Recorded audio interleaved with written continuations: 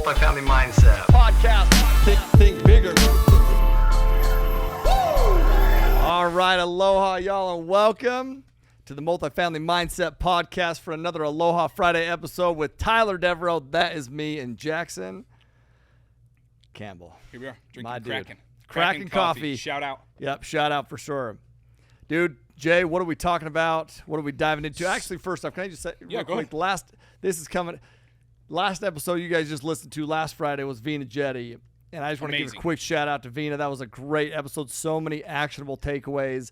And what's so cool about it is, and this was not planned, like we recorded the first one, then I interview Vina, and it's like, dude, you'll see some of the similarities of, she's talking about raising capital. So there's similarities with what she talked about with what we're going through, because there's a system and a process behind high level communication and how to get what you want, which is by flipping the focus and getting other people what they need. I love that, dude. That's right in line with what we're talking about here on the podcast. 110. Dude. The week prior to that, we did the intro to the framework of sales, which is that acronym of sales that we walked through. So today we're going to dive right into S. It's kind of perfect. The Vina Jetty episode kind of came at the perfect time, it sounds like. Start diving into these sales things. Real quick though, off that Vina Jetty episode, it was very cool we only heard one side of it here in the office, right? Because you had your headphones on and you were recording it. But it was very cool to hear two extremely high level people talking to each other. So I'm excited. I'm definitely excited to hear it. Yeah, it's great, dude. I'm excited to really listen. Awesome. So here we go, dude. Let's dive in here. Sales. Let's talk about that first step, which is S. Yep. We broke it down, and we broke it down, and it was... Break it down if you remember. Yeah. It's actually switch. So, sorry, I'm just going to dive in. Is that cool? Yeah, dude, let's go. I asked you, and then I just realized, I asked you to do it, and then I just realized to let's drop go. right in. You're good. The S is switch seats. Switch seats. A is assess the need. L is locate the pain. E is embrace objections. Jeez, my gosh, my mind went there. Embrace objections. And then S is solve together. Today we're going to talk about the first S, which is switch seats. Yes. Let's do it, dude. Okay, let's dive real in. quick as a precursor though, okay? Because even though today we'll talk about that first step once again, which is switch seats, as a quick precursor, man, to using this framework, you have to be able to identify, before you even get into this, you have to be able to identify what the definite purpose of your conversation is. Like, what is the desired outcome of the conversation? It's critical for us to understand that, because before we can switch seats with someone, we have to look internally and understand what RC is. And that's with anything, by the way. Okay. It's with anything. Okay, I love that. How do we do that? How do I determine what my seat is? Yeah, how do we determine what our seat is? Question. Dude, ask questions. Ask yourself questions, right? So for example, I have a couple go-tos, right? One of them is just like, how do I want the conversation to go? As simple as that is, it's like, how do I want the conversation to go? So these are questions you ask yourself before going into the conversation. Okay. Especially now, it's almost now. What I'm walking you through this sales process is a deep dive one-on-one conversation. So I want to teach you and talk about as much as possible on a lot about a little, right? So are you going to go into this on every single conversation you have? Well, dude, no. But the framework is the framework that you will use. And what happens is the more that you do it, the more that it will just become second nature. But the biggest problem I believe people have is they don't even understand what they want. Right. Like what their focus is. So how do I want the conversation to go? Dude, I want to be able to connect with them. I want to understand their needs. I want to make it as easy as possible. Let's say I'm talking to investors, okay? Let's make that realm. I want to make it as easy as possible for them to invest. That's how I want the conversation to go. Right. Like, how do I want to be perceived in any situation? I want them to know that I care about them and like literally care about them. I want them to know that I'm sincere, that I'm trustworthy, but just that I care about it, right? About them. Write these questions down, by the way. These are the notes you should be taking. Because defining them are critical, you know? Yeah. What does success even look like? Dude, what does success look like? That alone. I'm talking to Pax last night. I'm putting him to bed. He starts baseball camp today. And I asked him, I'm like, hey, man, I told him one of the biggest secrets is to focus on what you want. So I was like, hey, man, what do you want from baseball camp? I turned on the lights, had him get out of bed, had him grab a piece of paper, and he wrote down his top 3 things that he wants to accomplish at baseball camp. One of them, first off, was he said, I want to learn how to hit a home run. And I said, okay, write it down. He's like, okay, but can I write learn how to hit a homer? Bro, I was in tears. I'm like, yeah, that flies, bro. Yes. Yeah. But define it now. I asked him before I walk out the door today. He's about to go to camp. Pax, what do you want to get from baseball camp? Hit a homer, learn how to throw a knuckleball, and celebrate other people, cheer on other people. That was number 3. Love that third one. Yeah. Anyway, and then the other question they ask is just what is my intention from the call? Like, truly, what is my intention? Once again, all of those questions, that's going to create this situational frame, and no situation has real meaning until you frame it. So you have to do those things before you go in so you understand what the situation is and what the meaning you want to pull from it is. Dude, that's so good. Say that one more time. That no situation has real meaning until you frame it. Essentially, I don't know if that's what you want me to repeat. No, but it's so good. And if you can remember that going into the conversation, going into these conversations, you can set that frame. Yeah. And and like it's so interesting, right? Because a lot of times when you're talking to investors, you have to you feel like there's this need to like get to know them and build this like super duper relationship with them right out the gate.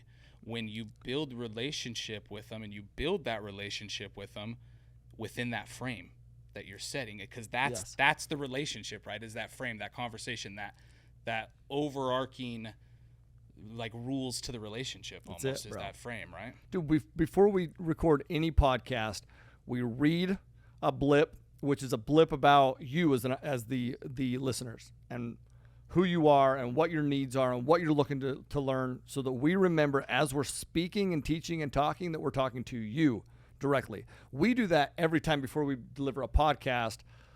We've done a ton of podcasts. So my advice to you is you should absolutely do that before you have a conversation with somebody. Like, it is going to bring it to the forefront of your mind of what the priorities should be what's the frame is. What is the frame? And making sure you stay within that frame too, right? Not getting outside of that and keeping it inside the frame so the conversation stays where it needs to be. So Ty, what is the significance of that first pillar? Let's dive in here to S. That's significant of that first pillar being switching places. So I actually, as I was putting together the framework of sales, I remember continually going back and forth on should it be switch seats or service, because the biggest, most important significance, I will say, of switching places is service. Like, bro, it's service. Like, one of the most effective ways that you can serve is taking the time to see it from the other person's point of view. Like, what is their point of view? Like, and just remember this, okay? I'm going to drill this in all the time as much as possible, continually, but remember this. We get what we want by helping other people get what they need. We get what we want by helping other people get what they need. That is service, man, and service is also very profitable. So yes, you've identified what your desired outcome is. Now remove it, switch places, and serve, dude. Instead of focusing on your needs, switch places, man. We don't focus on or think about or talk about our needs on that call or this conversation or this. We don't. We focus on them, what their needs are, what they care about, what their concerns are. That's the epitome of providing value. If you need it, you won't get it. Your neediness, when people are so needy, and I'll just tell you that I've talked about this framework internally with our, like, within, I'm going to do a coaching call or something, right? But what's crazy, and multiple times, I mean, I have whole training courses on it, but then I will get pitched from individuals who are pitching me to invest in their deals. And what is crazy is what's the first thing they do? The first thing on the conversation, what do? They go into pitching me about their investment. They have not switched places. They have not asked me any questions. They don't know what is important to me. It's like, that is, it's a huge turnoff, I guess, to me and to anyone else you talk to. So maybe I'll say this and then we'll dive in. There's some high-level checkpoints that we want to get throughout this call. If I want to simplify it real quick, dude. These high-level checkpoints we want to get through this conversation, and sometimes even before we're in this conversation, which switch seats, a lot of this is happening before you're even in the conversation, which is I just want to understand their perspective. Like, I want to try to figure out what their perspective is even before I sit down with them. And then when I sit down with them and chat with them or talk with them, whatever this is, it's going to help me. It's going to clarify that perspective. Mm-hmm.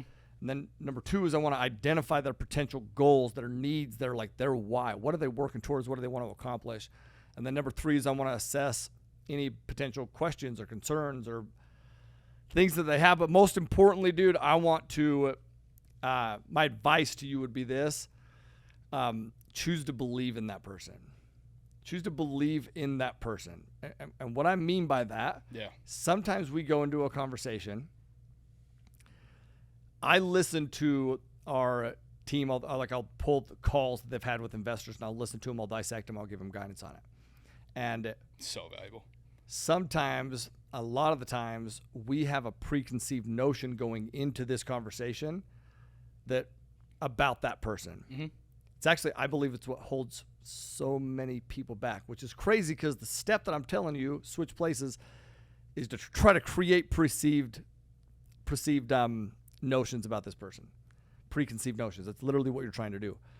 But in a positive light, so you can help them, not something that's going to make you feel like they're not ready to move forward or that they may not move forward or whatever that is, because, dude, that is not serving to them ever.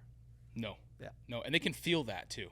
Yes. When you believe in them and you believe in, like, when you're happy to be on the phone with somebody or you're happy to be in a sales conversation with somebody, they can feel that. Dude, yes. They know whether you want to be there or not. They know, they can feel that.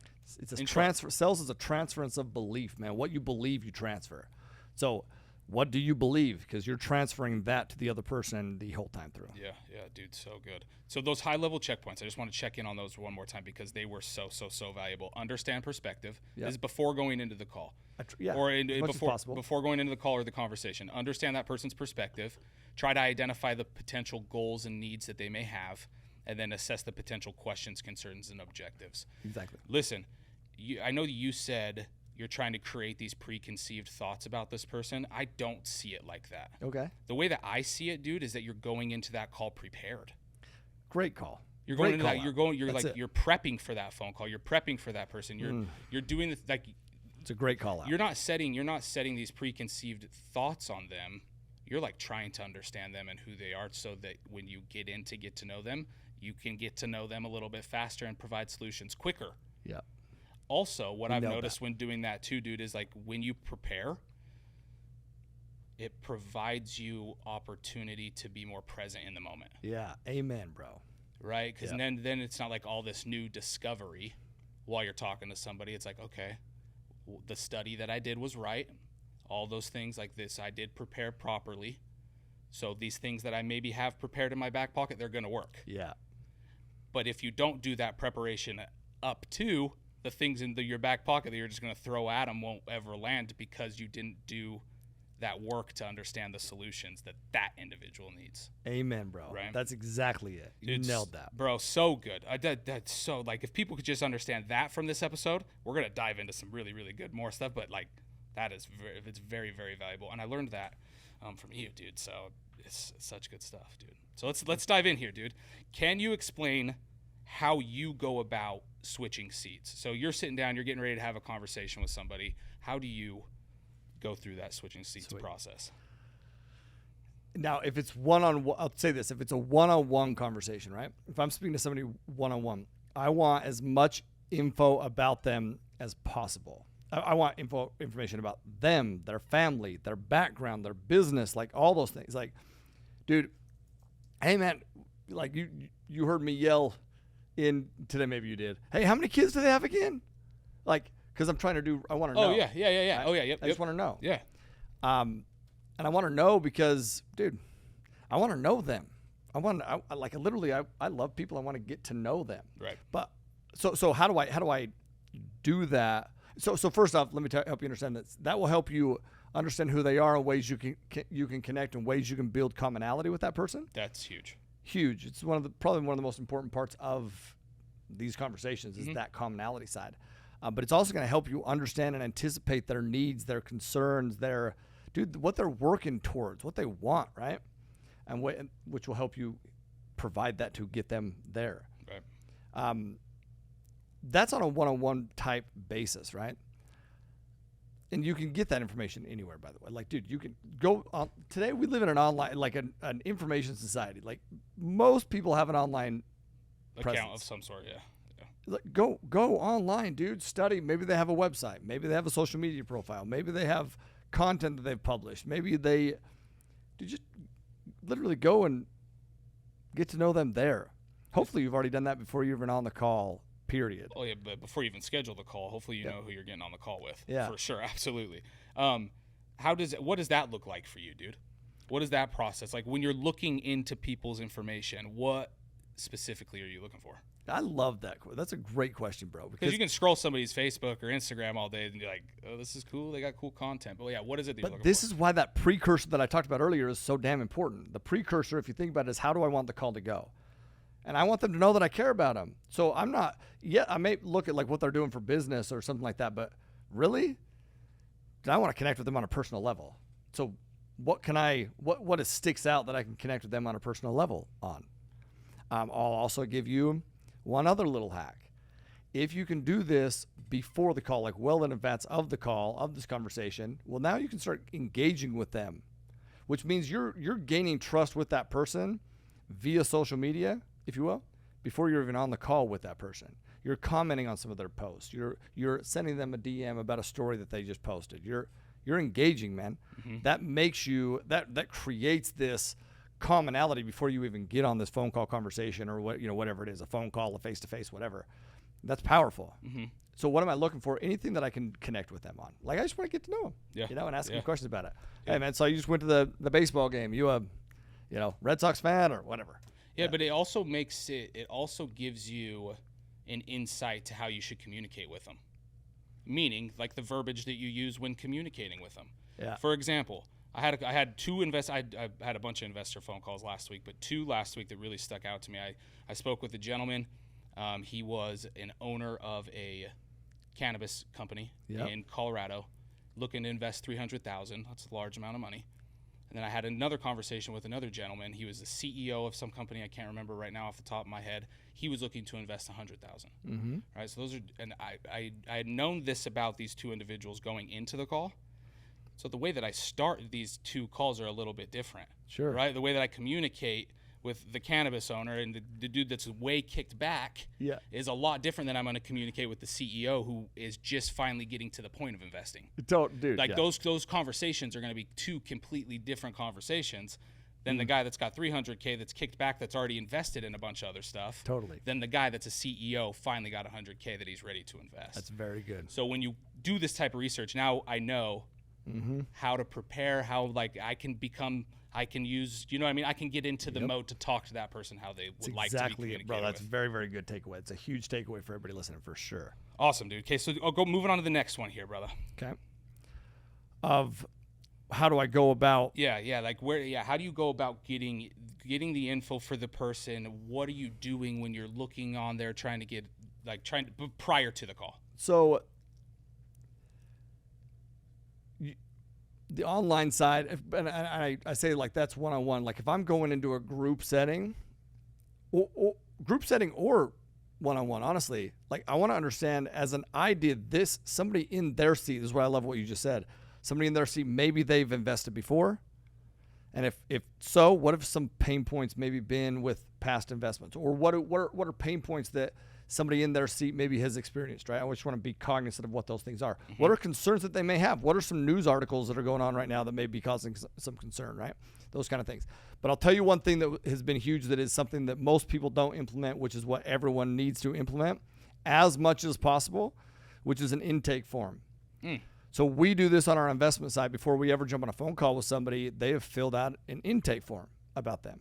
Same thing at any event we have. Like people are filling out an intake form. And why do we do that? Well, because we want to know how we can service and help that person. So whenever possible, put that in. And I want you to also understand, so first of what that helps you do, they will identify their goals. Why? Because we ask them, what are your goals? What are you looking to accomplish with this investment? Like, so now we know all this stuff beforehand, not even trying to guess. Way before we even get on the call, which means now I can actually understand, well, man, this is how I could help them with that. Or, hey, man, I can't help them with that, but somebody else can. Let me refer you there. Let me connect you there. I want to understand, once again, some pain points. So I ask them what those pain points are. A lot of times we can even get an understanding as to maybe they haven't invested, but they have money to invest, but they haven't invested. Why haven't they invested? What has been holding them back from investing, right? So that intake form not only gives you awesome information for this conversation you're about to have, but over time that becomes data collection for you. So now you can look for commonalities. And I want you to always be thinking bigger future state terms, because you're not always going to be able to do one-on-one. And now maybe you're to a point where you're going to start doing some marketing campaigns. Well, who do you market to? What things do you talk about? Well, you talk about the needs and the concerns of the people that you're marketing to. How have you gathered that information? Intake forms in the beginning stages right now today. And you gather those intake forms, and now it is all this data collection of these commonalities, right? These commonalities that this target audience that you have, that they have. And now you speak to those. You talk about those concerns and how you overcome them. That's where your marketing campaigns come in. Dude, so good. So good. Another little backside to that, it also gives you a really good indication and really good understanding about how you're being perceived with those types of meaning the type of people you're attracting. Right? Your marketing is going to attract people. So it's really like, what is my marketing attracting people? Who am I attracting? How am I being perceived? How is that marketing being perceived? It also gives you a lot of data there, so you can make adjustments and pivots there in order to get the type of people you're looking to get. That's it, dude. It's so great, man, because we obviously do marketing campaigns. And you'll get some people on there that, my gosh, man, the comments. Crazy. And in the beginning, it irritated me. Like, not even irritated. It literally, it impacted me. I was like, oh my God. This is going to sound a little bit soft, but it hurt my feelings, dude. I'm like, oh my gosh. Yeah. But dude, those are not the people I'm trying to attract. No. Those are not. They are weeding themselves out naturally. And I'm like, so when I really wrapped my head around it, I was like, oh, sweet. This content is attracting the correct people and repelling the bad ones. Bitchin'. Yep. Keep it. Exactly what you're supposed to do. Yeah, exactly. Yep. Exactly. Okay, awesome. So you got your intake form. Now what? Now what are we doing? What's another thing we could do? I like to interview other people, man. I like to interview other people or talk to other people all the time, whether that's past clients. Maybe you've had past clients, past investors, past people, man, that have been in their seat. Obviously, because they're past clients that have now been on the other side. So just getting to know like them, and tell me what it was like on this first call that you had. This first conversation we had, how were you feeling? Just getting the understanding. If you don't have past clients or past investors or whatever that you can have that relationship with, do just people that have been in that seat. People that have been in that seat. Yeah. And how they've felt and what their concerns were and what irritated them and what was like a turnoff to them on these conversations, like those kind of things. I believe one of the reasons that I'll say this, being a passive investor has made me a better active investor for sure. And being a better active investor has made me a better passive investor. But the flip side, let me explain this. The reason that being a passive investor has made me a better active investor is because, bro, I have investor conversations all the time of people trying to raise money from me. And I realize things that I'm like, oh my gosh, I've done that. And that, from this other perspective, that is not how you should handle that. Right? Right. And then you get weaponized with. So just literally interviewing people and asking questions all the time. And it can be a game, bro. If I told you about the question game Britt and I do? No. No, but can I just add something here really quick before you actually dive into that? The question game? Yeah. The game is we see how long we can go with only asking questions to each other. We ask questions to each other and we get weaponized in how we phrase questions. And that's powerful because as you can understand how to ask a question in a conversational setting, you become weaponized with how to learn more about people. And the more that you learn about people and behaviors, the more that you can help people. Mm-hmm. And help yourself. That's it. And you do it in such a, so we literally, we fell asleep the other night in tears with this conversation of just like literally asking questions back and forth without making it feel, anyway, it's a fun game. It's awesome, dude. Yeah. I've been implementing that with some guests we're having. Keep things fun and interesting, dude. Just ask as many questions as possible. It keeps things fun and conversation going for sure. Anything else here, dude, that you like to do prior to going into the call? I do like to visualize. And I won't say that I do this all the time, but I'll tell you that in the beginning, I did it a lot, man. Anytime that I was going to jump on with an investor, I would literally visualize. And what I'm visualizing is my conversation with that person.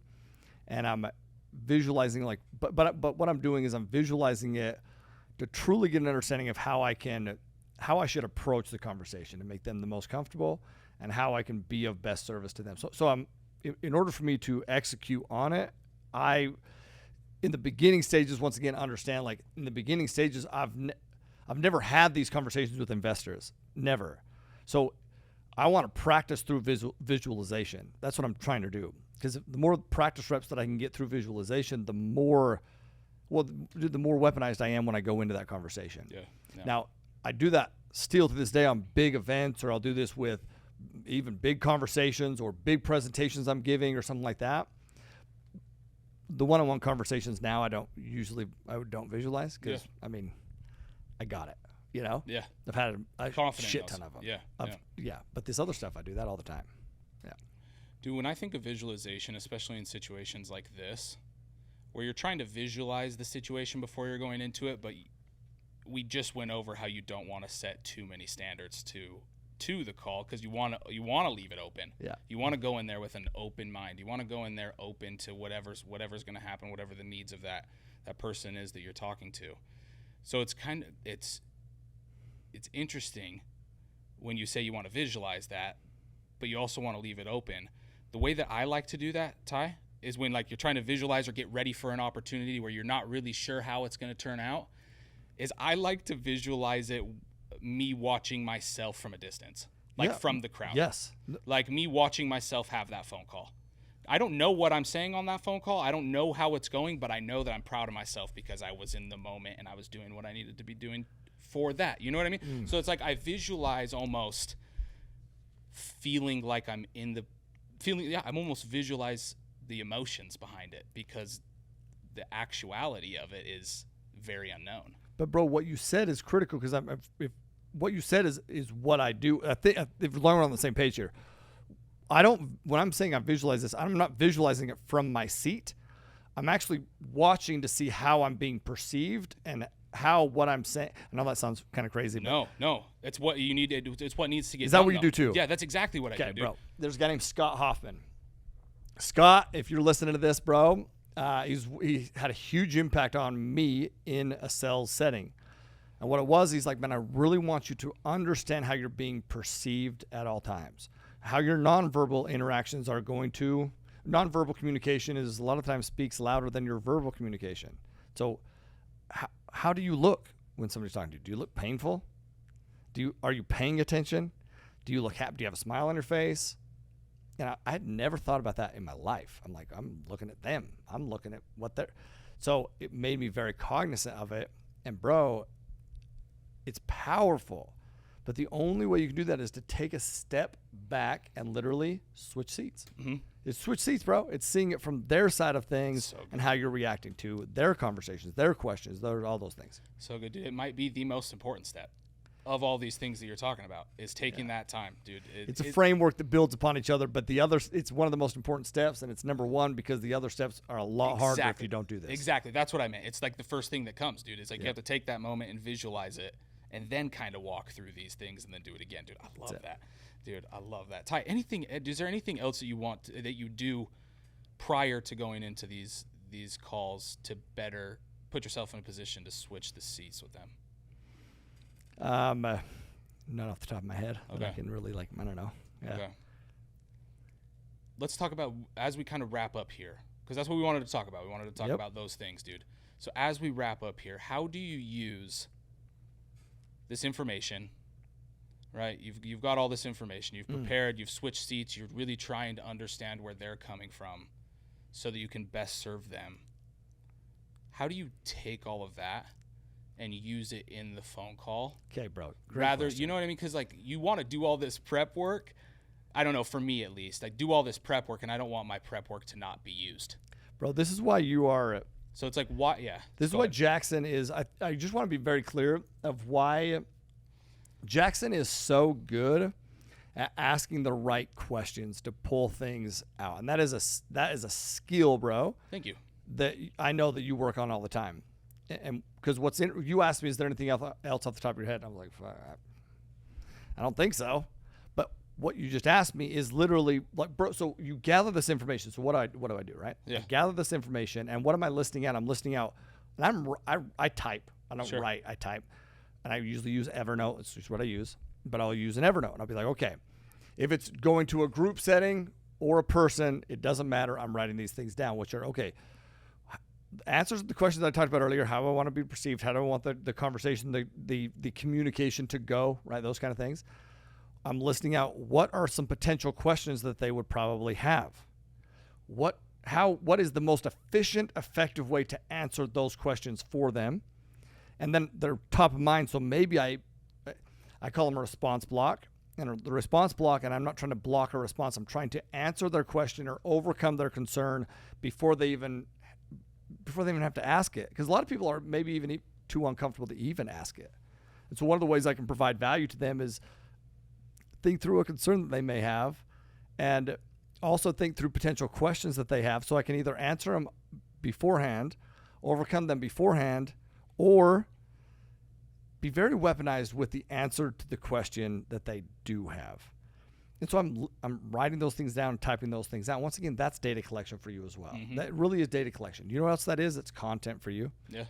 And once again, content, if anybody who's watching this, you're consuming content. Do you want to know how we're able to create so much content? Because we create a whole bunch of it. It's because you write everything down. It's exactly it, and that's what I pull from. Yep. So document it, write it down. So that's what I'm writing down. And then top of page was, before I get on this phone call or have this conversation, would be my intention going into the call. What's my intention with this individual? I understand what my C is, and I would love them, for an example, let's say that it's a potential investor. I would love them to invest in my deal, but that's never my intention. Can't be. No. My intention is, because, dude, that is all like product related, meaning results related, and I can't control that. What I can control is my intention that I bring in, which what I mean by that is I want to, an example of my intention. I want to help them, an example. I want to help them create generational wealth for their families through passive income, something like that. Maybe that's through our investment. Maybe it's not. And if it is not, I'm not trying to push anyone here. I'm literally spelling it out. Like, hey, this is what it is. There's a number of operators. Here's some other ones that you work with. Like, dude, you choose one or two and you're golden, man. Yep. Build relationships there. Yep. I had an individual come up to me at a workshop the other day. The same type of example. My intention going into a workshop, my desire, I want as many of those people as possible at this event that I'm at to sign up for our coaching program and move forward with coaching and accomplish their goals. Because I believe in our coaching program, and I believe that they can accomplish far more than whatever goal they have. So that's what I would love that for as many people as possible, but that's not my intention, right? That's my desired seat. My intention now going in is removing the result that I'm looking for. Once again, it's not my need. It's about the people that I'm speaking with and talking to. And it is helping them enhance their belief. And I'm talking about their belief in themselves, their belief in their ability to do this business, their belief in what is freaking possible, man. And to give them that confidence, which is by enhancing your belief, you gain confidence to invest in themselves, whatever that means for them. For an example, a lady comes up to me at one of the last events I taught. And she's like, hey,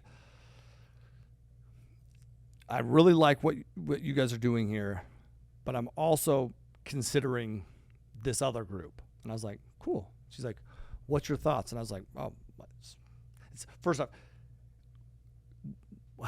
anybody that you ask that question to, they're going to be like, oh, ours is the best. But I really try not to do that because it may not be the best for that person. I don't know. I believe it is, but it's them. So I say, hey man, here's my biggest advice to you. There's tons of other groups. There will always be. You'll come here, you'll go to that other one, and you'll be like, okay, and at that other one, you'll learn about another group. My advice would be whatever group you commit to, coaching program you commit to, go all in on that. Whether that's ours or whether that's theirs or whether that's this other person's over here, it doesn't matter. Your success will be determined by your ability to go all in on that instead of continually wondering, should I have done this one or should I have done this one? It doesn't matter. It literally doesn't. Do one and go all in on that, and then what will happen? You'll do many because you understand that it comes down to you. It's never about them. And, dude, that was my conversation with her. And guess what? She's done.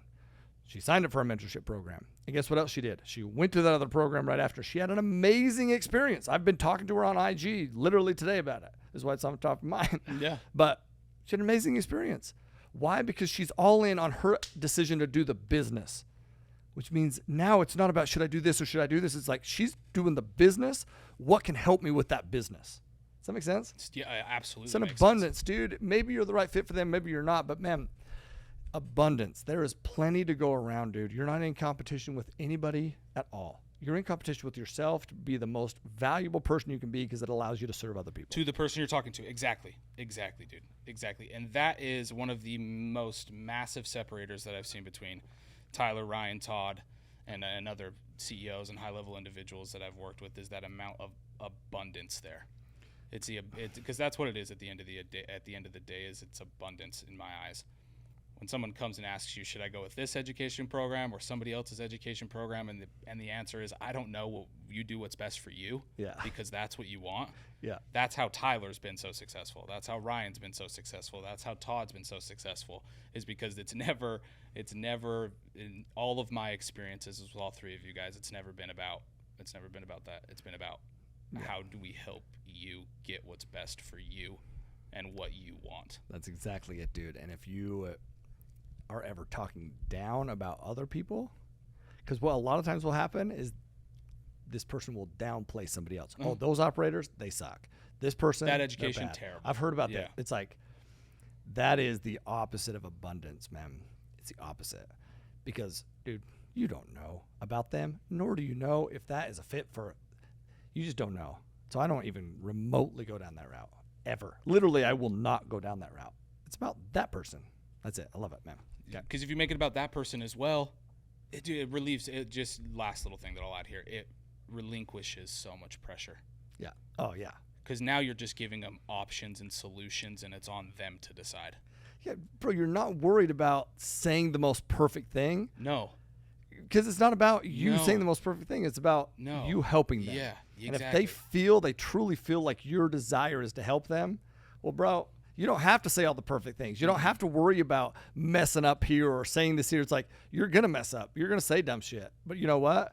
You're going to absolutely portray that you're wanting to help that person. And that is the most important thing. Yep. That's it, dude. Yep. Ed Milet says that people will feel your intention far more than they hear what you say. And it's one of my favorite things that I've learned from that dude because it is very true. And I just love how he phrases it because it's just simple. Yeah. It is very true. I will add to that as long as what you're saying is in line with your intentions. As long as what you're saying is say it again. So what you said, Grant Cardone said is no. will feel Ed Milet. Ed Milet said people will feel your intentions way more than they hear your words. Mm-hmm. You hear what you say. Hear what you say, as long as what you're saying is in line with those intentions. Yeah. Oh yeah. Because totally. Because that's where I see a lot of people get hung up in sales and get like really frustrated in sales and not be able to sell very well. Is because their actions aren't in line with their intentions. Yeah. And their words that they're speaking and trying to get the sale, trying to get the investor aren't in line with their true self, what their actual intention is, dude. Yep. Is that's where the combativeness comes in. You know what I mean? That's where like the correlation comes inside. And then that's why sales don't convert. That's why people don't invest, is because that inner like confliction. Yeah. That's like for some reason, energy is real. Dude. Oh, it's very real. And so if you're not acting in accordance to what you're saying, so dude, you're lying is what I'm saying. Mm-hmm. And it could be the littlest white lies. Like, well, that energy will be felt. These people will, for whatever reason internally, they just don't trust what you're saying. Well, that's because of, and most of the time it's the dumbest shit that you're doing that is really sending that energy of like, it's conflicting. Yep. That's so good, bro. It is, man. Same thing on the backside of it, though, too. If you have scummy intentions, but you're out here being all chippery, joy, this is going to be so great for you, people are going to know you're phony. Yeah. That never works in the long run, dude. It may work in the short term. It'll never work in the long run. Never work in the long run. Ty, this has been a fantastic episode, dude. I can't wait to dive into the rest of the acronym. But let's wrap up with the Hawaiian value, brother. Do you have one for us? Yeah, lokahi, man, which is to be united as one. And that's how I want you to view these conversations that you're going into. This switch the seats step in the framework is all about being united as one. And what I mean by that is you're united because you're trying to really help that person. Like, you're trying to unite with that person to help them with whatever you can help them with. That's being united as one. If you are only one and they are only one, you're definitely not united and you're not going down the same, which is why it's so important to leave whatever it is that you feel like you need, you want, identify it. Sure. Obviously you need intention. Like you need definiteness in what you're doing, but then set it aside and be united as one to help that person, whatever that may be, dude. Lokahi, man. Be united as one. So much more is accomplished through that. And that's how, yeah, man. Beautiful. Anything else you want to add? No, bro. Such a great episode. Thank you for diving into these things, man. I think very, very valuable. Lot of takeaways from this episode. Yeah, man. Excited to dive deeper into this process with you for sure. So, man, if this was beneficial, share something. Tag us in it so that we can repost and reshare and communicate and collaborate with you on that. And then, as per usual, invest with Aloha. Peace. Multifamily Mindset. Podcast. Think bigger.